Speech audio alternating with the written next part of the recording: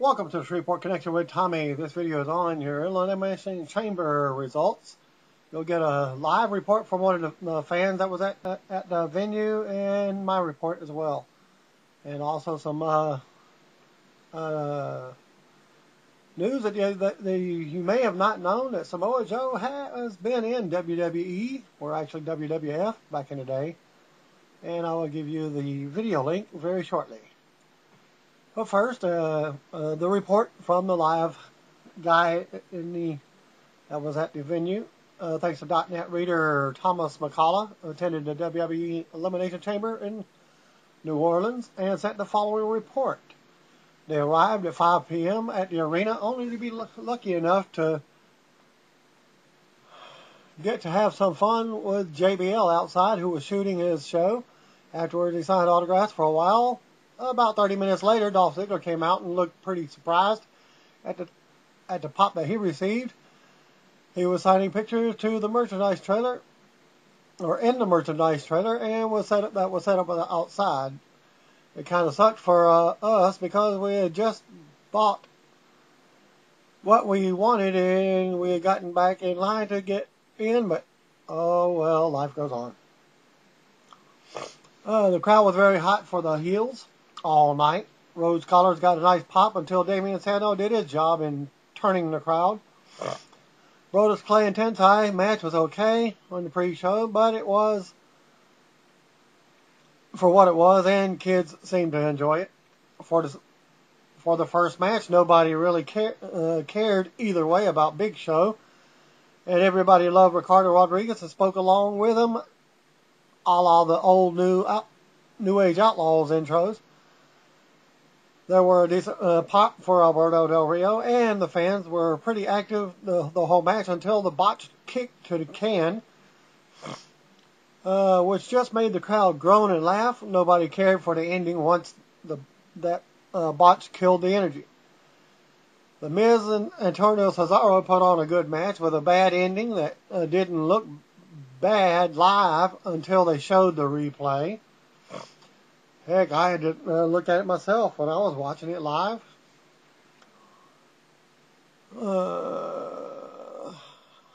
And Jack Swagger didn't really get much heat, but Zeb Coulter had that place, but booing in a way that would make Vicky Guerrero jealous. I'm interested to see how well this gimmick works once they get back west a little bit, but there are a few more people that this may actually offend. More on this later. Decent pops for everybody, but Randy Orton got a huge pop. Mark Henry got a really good pop as well from start to finish. It makes me wonder if they could push him just as a monster, but not as a heel. The match was what it was, and the best part was the end, since the crowd was so hot for Orton, then instantly silenced when Swagger just rolled him up. This way it got interesting because in front of me, a guy who I saw agreeing with Coulter during his promo when Swagger won, he got out of his seat and cheered only to reveal his nice Confederate flag shirt, which is fine unless you're in New Orleans cheering a xenophobic character surrounded by a lot of people who want to kick your ass now.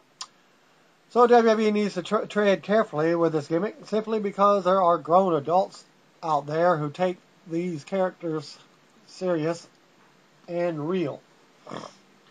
Eventually they're going to hit some country city for Raw, and Zeb is getting cheered, or they're going to go to Laredo, and some fans are going to jump the rail and kick his ass. Kudos for pushing the envelope a little. But they need to be prepared for the crazies who understand the concept of the characters. And this is still by the live reporter and live guy from the pay-per-view. Everybody expected the Divas match or something unadvertised to go between the Chamber and the six-man. So people got up for food and restroom breaks, only for John Cena's music to hit. Cena's pop was really weak since most of the kids were out, and a lot of them seemed upset upon returning to their seats, only to see he was already in the ring. Ryback had a lot of chance, more than Cena, and looked pretty strong. But Roman Reigns looked like a beast the whole time he was in. Would have personally liked to see more of Seth Rollins given his high-flying moveset. That hasn't really been shown on WWE TV, but we'll take the Shield winning as a sign we're going to see these guys for a long time. Then you get Dolph Ziggler segment. It wasn't really needed since Kofi Kingston doesn't need to be fed to the upper mid card just to get them over. We started a one more time chant, and some people got it, but others thought we were crazy since they didn't get it. I went to piss during the Divas match, according to a reporter. Nothing against them, but I had to piss, and AJ is the only diva that the reporter wanted to see. A good pop for CM Punk and a huge pop for Rock. The crowd didn't like how slow the match was, and it was really obvious The Rock doesn't have the wind to go like Punk. Personally, the match wasn't that great physically, but the story was told well. Most people there was no way Punk was walking out with the title, so the near falls on the Rock didn't seem to get a reaction. The table spot was funny, given last month it broke early, and this month it didn't even break. After the match, the cameras cut the Rock as he was jawing with the Spanish announcers. I wasn't close enough to see if he was just messing with them or if he was giving them hell, but you could see he was pounding the table and rocking it back and forth. The crowd went home happy with The Rock winning, even though the heels won most of the matches. It was one of the better pay-per-views that he's seen in a long time. And seeing the Chamber and The Rock live for the first time made it worth the drive. And now, here's your surprising, what you didn't know. WWE website is featuring a 14 superstars you didn't know appeared in WWE. The story includes a TNA wrestler who is currently in TNA, and you can view the feature at WWE.com. Thanks to .NET Raider Andrew Stern. And let me get my paper. I wrote it down so y'all can see the link. Alright, here's the link. If you can read it, there you go. I'll hold it up for another 5 seconds. 4, 3, 2, 1. If you didn't get it, sorry. That's your dang luck. To keep it PG. Alright, okay. Alright, what the story states is Joe made one appearance in March 2001 in a match against then WWE Light Heavyweight Champion S.A. Rios. If you don't remember, guess who was his manager? Lita, when she made her debut. And you can view their match at the link I just gave. And now for the Elimination Chamber results. Aired live on the pay-per-view from New Orleans, Louisiana. The future site of WrestleMania 30, from what I heard. Pre-show, Tony Dawson and Matt Striker spoke at ringside and they shot air from inside the arena concourse. The announcers ran through the pay-per-view lineup as I was trying to catch the pre-show on WWE.com. No luck. And then I went to the YouTube channel, and guess what? Video static. Couldn't see it because they had the match. It was already over from when I went to the actual pay-per-view page where I normally go to. And the chatters in the chat room said that the match was already over anyways. And here's the results. Of course, they set up the video package on the Shield. Backstage, Josh Matthews interviewed Randy Orton in the Elimination Chamber match, and he said the thing more dangerous than the Chamber match is a man with nothing to lose and no regard for the well-being of his opponents. He said he will show everyone how dangerous he can be. Well, Rhodes scholars made their entrance. Damian Sandow cut a promo on his way to the ring. He said there's been an outrage amongst all of you half-wits via social media for a Rhodes Scholars reunion. Cody Rhodes said that through all the litigation and red tape, they were able to make it happen. He demanded the fans rise and give their reunion a round of applause. You're welcome, Sandow concluded. So we get Brodus Clay, Tensai, Cameron, and Naomi making their entrance. Tensai debuted a new black hat during his entrance. One of the announcers questioned whether it was a beret. The announcer set up footage of Tensai in a Teddy segment from Raw in Las Vegas. So we get Brodus Clay and Tensai with Cameron and Naomi versus Cody Rhodes and Damian Sandow. Clay starts off and hits Tensai with a big simultaneous splash on Rhodes to get the win.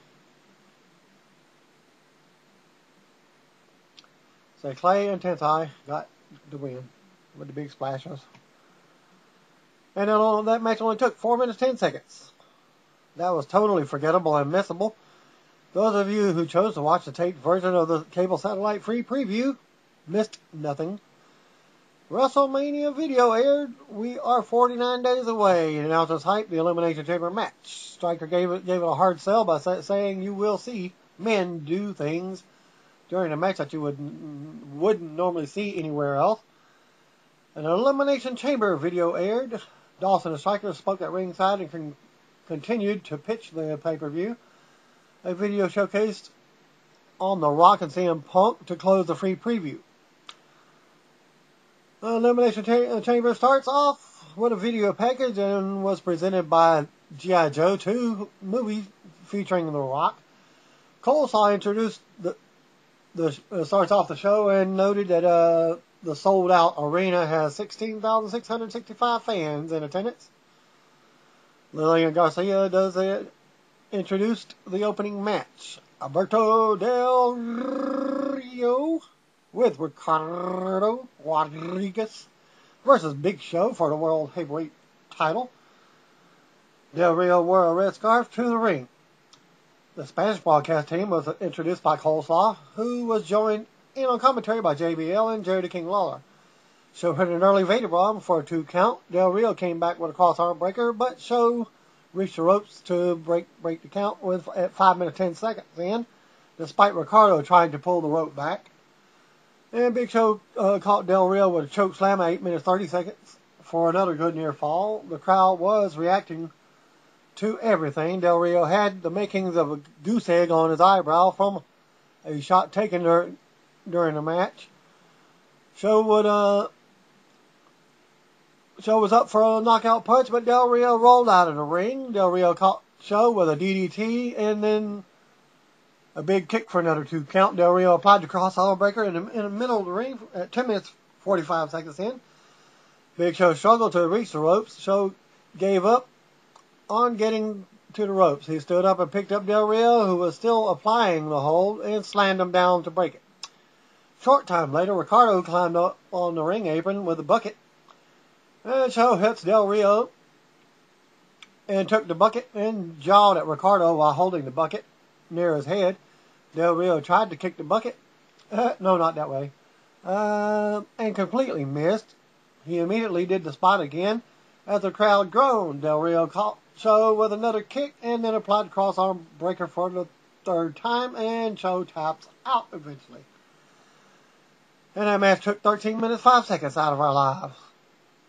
And won by submission. Good start to the show. Live crowd was hot for everything. Bucket kick miss was pretty bad, and a lot of fans in the chat room were saying botch. Show just acted like he didn't notice Del Rio and kept jawing at Del Rio until he performed the spot again.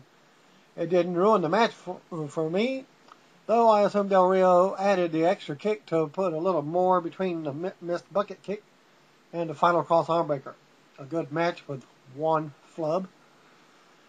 A G.I. Joe retaliation commercial aired. Antonio Cesaro made his entrance. Meanwhile, Josh Matthews interviews actors DJ Cotrona and Adrian Palicki from the G.I. Joe movie, G.I. Joe 2 movie.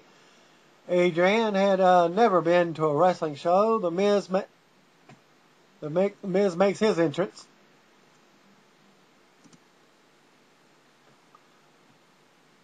And Adrian is better known as Tyra to the Friday Night Lights fans. Cotrona? No clue, but he plays Flint in the new movie. I like to think that Adrienne hasn't been to a WWE event because she enjoys following along nude at home via ProWrestling.net. Okay, whatever. Well, I'm catching some of these reports. Okay. Match number 2, Antonio Cesaro versus The Miz for the U.S. Championship.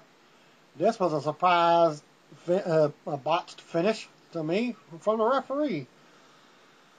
Well, Cesaro controlled early offense and got some heat in the process. Miz's shoulders was heavily wrapped to sell the beatdown that Cesaro gave him from earlier in the week and from last week. Miz eventually came back. Miz spread Cesaro's legs and went for a punch. Cesaro used his legs to take Miz's legs out from under him. Miz came down with a knee to the groin along with the punch. Referee Charles Robinson called for the bell because of the low blow to the groin. Well, Miz got pissed and said, "Well, if you're gonna DQ me, I'll give you another reason to do it." Right in front of him, kicked him right in the nuts. After the bell rang, that is, and that match took 8 minutes 20 seconds out of our lives. Well, that's one way to keep the feud going. Will we get a rematch at WrestleMania? Let's see. Backstage, Daniel Bryan accused Kane of being grumpy and ignoring him. Kane looked down at him and told him he looks like one of the 7 dwarves. Kane said he's focused because he's never competed in the main event at WrestleMania. So this is a big deal for me, Kane says. Bryan suggested that they watch each other's backs. Team Hell No style. Bryan offered Kane a hand. Kane hugged Bryan. "Here's the deal," Kane said. "You watch my back, and I'll watch my back too." Kane walked away, and Bryan was left shaking his head with his goat face. Elimination Chamber videos was shown as they're setting up the ring and what have you. Jack Swagger entered to new music along with Zeb Coulter. No, he didn't enter the cage. Zeb still has the jacket that William Shatner wore on the short-lived Shit My Dad Says sitcom. Swagger said that when he holds the mic, he holds the power. When I use the microphone, I use it to shower you with truth, he said. "This man speaks the truth," Swagger said. "Coulter is a great man," and handed him the mic. Coulter said that on the eve of President's Day, he can't help but think about Thomas Jefferson and the Louisiana Purchase. He said he can't help but think Jefferson would be disappointed to see what became of Louisiana and our great country. Zeb said that he defended the country of his life. Zeb said WWE and the country are full of panderers and excuse makers. He complained about people crossing the border illegally, breaking laws, and asking for handouts. He said, "Together we will make things right." He said, "Real Americans will win, one for the good guys." "Mark my words, tonight marks the beginning of a Jack Swagger America," Coulter said. "We the people," as both of them are doing, "We the people, we the people, we the people." Well, I don't want to say that, but if you look at my face in my profile and look at Thomas Jefferson, that's one of my longtime cousins. Yes, I'm related to several different presidents, namely some of the older ones. I think it's John Adams, John Quincy Adams. Okay, well, Kane made his entrance, followed by Mark Henry, Randy Orton, Daniel Bryan, and then Chris Jericho. The first 4 men entered their pods. So we get Mark Henry versus Jack Swagger with Zeb Coulter with versus Chris Jericho versus Randy Orton versus Daniel Bryan versus Kane in an elimination chamber match for the shot at the World Heavyweight Championship at WrestleMania 29. Bryan and Jericho started the match for 4 minutes. Back and forth action. The pod lights flashed and it stopped on Swagger's pod. I predicted that one right off the bat because you got 2 kind of faces. You got to have one heel at least come in there. And so Swagger enters the match. Swagger aggressively worked over Bryan and then went after Jericho. He struck Jericho with a repeated shot on the steel grating. Bryan recovered and caught Swagger with a knee off the top rope.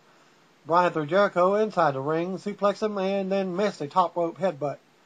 Kane's spot opened next at 8 minutes 30 seconds in, as I had to go back to work at that point, so I missed about 10 minutes of the next portion of the matches. Okay, let's see. Alright, Kane's spot open, and he cleared the ring from everybody. Bryan rolled up Kane for a 2 count. Bryan wanted a hug afterwards. Kane yelled no, while Bryan yelled yes. Bryan pie-faced Kane, who responded with an uppercut. Jericho hoisted Bryan onto his shoulders, and Kane clotheslines him off the top for a doomsday device. Randy Orton enters the match at 12 minutes 40 seconds. Kane tried to choke slam Orton, but he avoided it and slammed Kane into the steel fencing. Orton followed up with a hanging DDT, or draping DDT, onto the grating. Mark Henry checked into the match at 16 minutes 20 seconds. He performed the World Strongest Slam on Bryan. Daniel Bryan was eliminated by Mark Henry at 16 minutes 35 seconds. Henry's tirade continued as he slammed Orton through the glass on one of the pods. The glass did not break. Rather, it came off the hinges. Moments later, Henry performed the World Strongest Slam on Kane. Kane was eliminated by Mark Henry in 18 minutes 20 seconds. Henry turns his attention to Jericho. Jericho slipped off Henry's shoulder and shoved him into the corner of the chamber. Swagger and Jericho teamed up to perform a double suplex on Henry, which might make Jericho a real Canadian who doesn't like people who don't look like he does or not. The pairing didn't last long as Jericho and Swagger ran after each other. Jericho got the better of the exchange and went for the lion salt, but Henry recovered and grabbed Jericho by the throat, and he was going to do the springboard part of the move. Henry slammed Jericho into the steel mesh, picked him up, and threw him onto Swagger inside the ring. Orton was still in the pod at 22 minutes 35 seconds. Henry set up Jericho and Swagger on top of one another. Henry went for the second rope for a splash, but both men rolled out of the way. Swagger caught Henry with a kick to the face, and then Jericho performed the code breaker. Orton recovered and performed the RKO on Henry and pinned him. Mark Henry eliminated 23 minutes 20 seconds, but with a great sequence between the moves from the 3 men, a surprisingly elimination that protects Henry. The announcers did a good job of pointing out that it took 3 men to eliminate Henry. Even the crowd applauded as Henry was leaving the chamber. Wait, he comes back. He turns around and World Strong slams all 3 guys. Booker T and Teddy Long come running and join the six referees in ordering Henry to leave the chamber. JBL applauded Booker for taking care of business as a general manager should be in getting Henry to leave. Meanwhile, Jericho, Orton, and Swagger were on the mat at 25 minutes 55 seconds. Swagger tried unsuccessfully to pin Orton. Jericho and Orton teamed up to throw Swagger through the second and third ropes. Swagger is hurt. He hit the pod and sold at ringside while Orton and Jericho went at it in the ring. Jericho jumped off the top rope and Orton drop kicked him for a 2 count. Swagger went for the Swagger bomb, but Orton put his foot up. Swagger landed on his feet and applied the Patriot Act. Ankle lock. Jericho broke up the ankle lock with a kick. JBL questioned why he would break it up. Later, Orton performed a double draping DDT on Jericho and Swagger simultaneously at 30 minutes 35 seconds in. Orton played to the crowd, which popped big as Coleslaw said it was WrestleMania fever. Orton set up for the RKO, but Jericho pushed him off. Jericho went for the lion salt, but Orton blocked it and RKO Jericho. Chris Jericho was eliminated by Orton at 31 minutes 20 seconds. As soon as he gets up, he immediately turns around and Swagger rolls him up with schoolboy roll-up. Pinfall. 31 minutes 25 seconds. End of the match. And he advances to the SmackDown World Heavyweight title against Del Rio. A very good Elimination Chamber match. Things really picked up once Henry entered the action from the last three was very good. Zeb's pre-match promo immediately had me considering my prediction that Mark Henry would win the match. I thought it would take their time establishing Swagger and Zeb, but it's pretty cool to see guys in Swagger and Zeb that no one was thinking about during the Royal Rumble suddenly featured in a world title match at WrestleMania. It seemed fairly obvious that there was going. It was where it was going once Henry was eliminated. Still, hell of a lot of fun match we got there. Really like the way Henry was made to look like such a badass, even though he was the third man eliminated. Then they showed a WrestleMania video.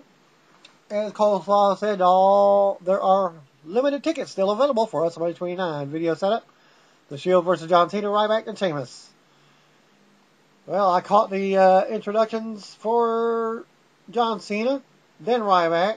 I missed Sheamus as I had to return to work. I was peeking in every once in a while. Then versus the Shield in a six-man tag. Babyfaces made their entrances first. The Shield entered through the crowd as normal. The Babyfaces jumped out to a hot start and performed triple standing suplexes. No word on whether The Miz was watching backstage to learn how not to drop someone on their head. If you didn't know that, he had to do a suplex, but later on, after the match, he said it was supposed to be a brain buster, but hesitated.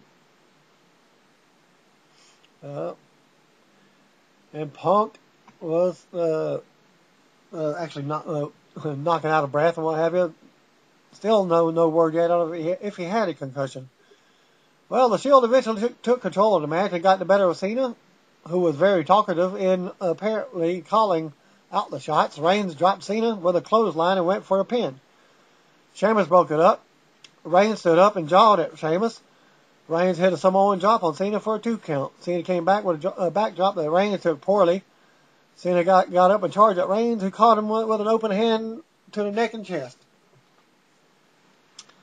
Cena continued to sell as Ambrose checked in and DDT'd him. Ambrose was brilliantly animated as he waited for Cena to stand up. The fans chanted "Feed me more," and he moved. Ambrose twitched along with it. Ryback ended up taking a hot tag from Cena. Ryback got the better of the Shield briefly at ringside. Reigns speared Sheamus through the timekeeper's area.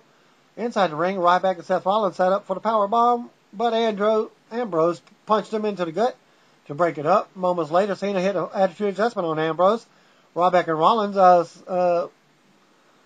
Ryback had Rollins for the shell shock, but Reigns ran in out of nowhere and speared Ryback, causing Rollins to fall onto Ryback and get the pinfall. How lame could that be? Well, I didn't see it. Announcers questioned whether anyone saw that coming. Cena looked baffled. Sheamus was holding the back of his head, which appeared to catch an office chair when he was speared into the timekeeper's area. Ryback stormed away in frustration. And Hulk Hogan was saying Ryback was to turn and join the Shield. Quite a few others were saying, almost as if they were trying to agree with him, but I was saying, nah, wouldn't do that. And the match took 15 minutes, 15 seconds out of our lives. Another wild brawl for the Shield that had a finish that will have the die-hard fans happy for 24 hours until they panic over the thought that the Shield losing to someone at WrestleMania. The finish was great. Just when you thought the face team was going over, Reigns hits the finisher out of nowhere. Although the way that they set up the simultaneous finisher spot on Raw, only to make that a big part of the finish tonight. Don't try this at home video aired. The announcers put over the Shield winning at ringside. Coleslaw said that they are an absolute team and they believing in what they are doing. Well, Dolph Ziggler, AJ, and Big E Langston was headed to the ring. I caught some of this match. Dolph said that they were on the road to WrestleMania, yet he wasn't booked. He said it was great of Swagger to return from his lengthy vacation and win the Elimination Chamber match. He said Swagger probably thinks he's guaranteed the World Heavyweight Championship, but his Money in the Bank contract actually does. Ziggler continued to vent until he was interrupted. Booker T's music played and he walked out. I did not see this part. And eventually named Kofi Kingston as Ziggler's immediate opponent. So I caught it after the match was made. So we get Dolph Ziggler with AJ and Big E versus Kofi Kingston. Poor Kofi in this match. 3 versus 1. Kofi caught Ziggler with Trouble in Paradise and went for a cover. Langston broke it up by pulling Ziggler out of the ring. Kingston followed up with a high crossbody on Langston at ringside, knocking him down momentarily. Langston appeared to hit his head on the barricade. Later, Ziggler hit his finisher on Kingston for the win. After the match, since the match only took 3 minutes 55 seconds, Dolph and company started to leave the ring. Langston returned to the ring and worked over Kofi with punches and a big clothesline. He picked up Kingston again and hit him with a repeated knees to the gut. Langston performed a big ending and left him lying. Remember this moment, Kofi, the next time that they give... poor Kofi, the next time that they give him a secondary title win, and you start to think this might be the time they are taking his push seriously. There's no shame in losing to Ziggler and having Langston set up as a future opponent. It's just that Kingston appears to be undercard fodder with no direction again. The crowd actually chanted one more time after Langston hit his finisher. Backstage segment with Broadus Clay playing with the new WWE action figures while Cameron and Naomi giggled. And Broadus called Tensai by the name of Sweet Tea. He didn't care for it. Tensai said that the writing on his face means honor. But with his luck, it's probably from a Japanese menu. The announcers spoke at ringside and once again showed viewers how to download the app. My gosh. Match number 6, Caitlyn versus Tamina. I did not even see this one at all. Didn't even know this was... forgot this one was even advertised. The bell rang, since both were down there, and the crowd got silent. And they showed all 5 additional members of the Divas division watching on backstage monitor. Said Tamina missed a superfly splash, and Caitlyn speared and got the pinfall. And the match only took 3 minutes 10 seconds. It's about average for a Divas match. The video sets up the main event. Entrances for the main event took place with CM Punk and Paul Heyman coming out first. Punk brought the new WWE Championship with him. Justin Roberts begrudgingly introduced Punk as the People's Champion. Punk knelt in his corner and Heyman spoke to him. The Rock's music hit and he made an entrance. Roberts handled the in-ring introduction for The Rock as well. Well, they start the match, and at 3 minutes 40 seconds in, Rock and Punk jawed in the middle of the ring. Punk slaps Rock across the face, then the Rock got back up and got Punk in the corner. Punk stood up and spit in Rock's face with the early intention of getting Rock so upset that he would get himself disqualified. Don't forget the stipulation. The announcer told the story that called out for the Rock to calm down. The next couple minutes were slow-paced, and Punk had Rock in a chin lock. Rock stood up and fired punches at Punk, who put him right back down with a leg lariat and got a 2 count. Punk reapplied the chin lock, pace was slow, and the announcers sounded half asleep until the action picked up again. Punk performed a springboard clothesline for a 2 count. Mark it down. Punk executed a springboard move without it backfiring. Punk went right back to the chin lock and held it until about 10 minutes in. Rock got back to his feet and threw punches at Punk. He charged at Punk in the corner. Punk put his foot up, but Rock saw it and punched him again. Rock backed off per the Rock's orders, but Punk came back with a knee, followed up with a high knee in the corner and a clothesline. Punk went to the top rope, checked his pulse, and continued with an elbow drop. 12 minutes in, Punk went to the ringside and started to pull the Spanish announce table apart. Punk told JBL to move his hat.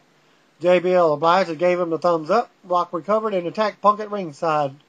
Punk came right back with a kick and got another 2 count. Punk dumped Rock to ringside. Heyman stood on the apron and bickered with the referee. Punk stood up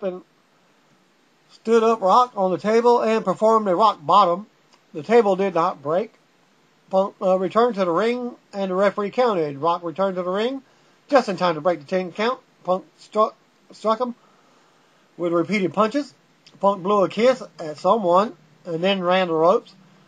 But the Rock caught him with a Samoan drop. Rock kicked in the offense going in at 16 minutes in. He set up for the rock bottom at 16:30. But Punk blocked it and struck Rock repeatedly with elbows to the back of the head.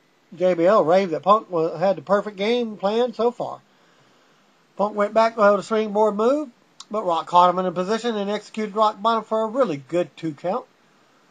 Heyman yelled encouragement to Punk, who rolled out of the ring. Rock went after Punk and rolled him back inside the ring. Heyman jawed at the referee. Meanwhile, Punk ended up running Rock into the referee, who was bumped off the ring apron. Well, there's your ref bump.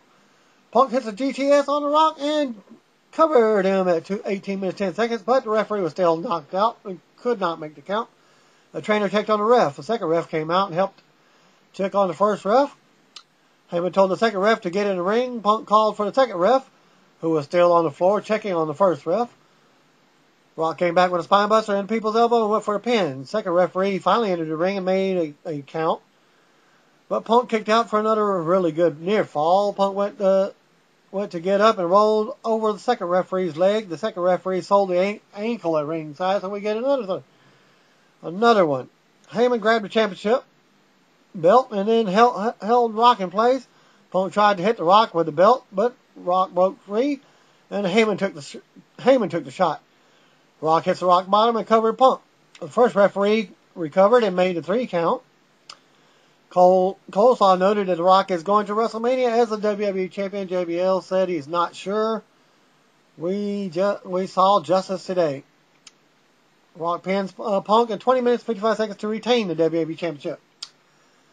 As Rock was celebrating, the announcers hyped The Rock versus John Cena for the WWE Championship at WrestleMania 29. JBL said that they are 2 of the greatest icons in sports history. Rock continued to celebrate with the title to end the pay-per-view as it goes off the air. So we get a decent match with more gimmickry than I hoped for. The first 10 minutes were slow and Rock appeared to be breathing heavily just a few minutes in and they stood face. It got better after 10-minute mark, but the crowd wasn't as excited for the finish as the match as they seemed to be going into the match. The slow pace early and the ref bump gimmick seemed to take them out of it a little bit. Though they were into the near falls, Punk was protected in that he can point out that he had the Rock pinned while the referee was out and cry conspiracy over the second referee not entering the ring to count the pinfall, which was really odd. Overall, the middle of the show entertained more than the last hour. The Elimination Chamber and the 6-man matches were entertaining, and for both had outcomes that were surprisingly. Didn't hate the main event, but I knew the Rock was going to win because it was already etched in stone. The Rock versus Cena at WrestleMania. It just wasn't memorable, and that was it for the pay-per-view. What happened afterwards? I had to note. I had it and my notes disappeared on me, so I had to go back to the link and find it. Just bear with me.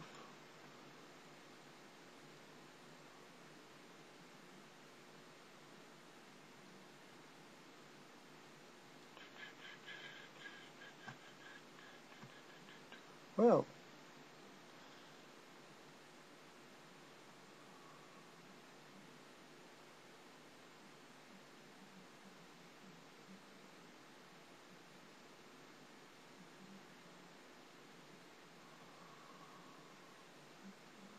where's that?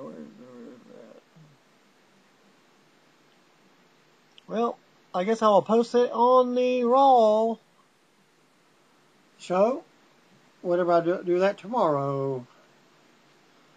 Thanks for viewing. Peace out.